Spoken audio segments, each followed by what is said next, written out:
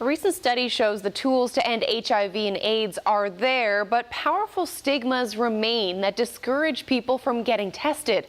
A documentary screened in Vancouver tonight is the first of 4 in a series of films looking at HIV rates among Aboriginal people across Canada who continue to make up the majority of new cases.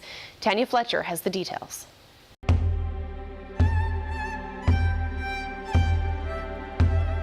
It tells the powerful story of a painful past, and for some, a painful past, present, and future, too. Stigma and discrimination, there are things that we have to deal with every day, and they can lead to so many other things, like being pushed away from your reserve and not being able to go back.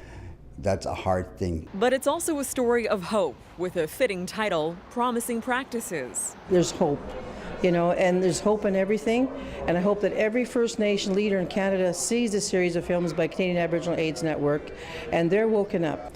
I think that it inspires people, and it really addresses, puts a face to the challenges people are facing. One of those faces is Rodney, who is featured in the film. He's been living with HIV/AIDS for 22 years and says seeing the documentary for the first time was incredibly moving. A nephew, he's 6 years old, on the way out, we're driving with his mom, and he goes, "Uncle." I said, "What?" He said, "I'm really sorry about all your friends that went to heaven."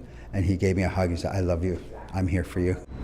The documentary being screened here at the Rio Theatre tonight is the first of 4 in a series of films looking at HIV rates among Aboriginal people across Canada. The final documentary will focus on issues in BC. In terms of BC, I mean, we're obviously one of the highest rates in the country, next to perhaps Saskatchewan right at the moment. But I think also the youth in our province are certainly impacted. There is no shame. While the main theme binding these films is one of hope, there's also a clear call to action. We have a stigma in our community with our own leaders of not wanting to address it and to deal with it. And people shouldn't have to, on First Nations community across Canada, die from AIDS. Tanya Fletcher, CBC News, Vancouver. Without shame.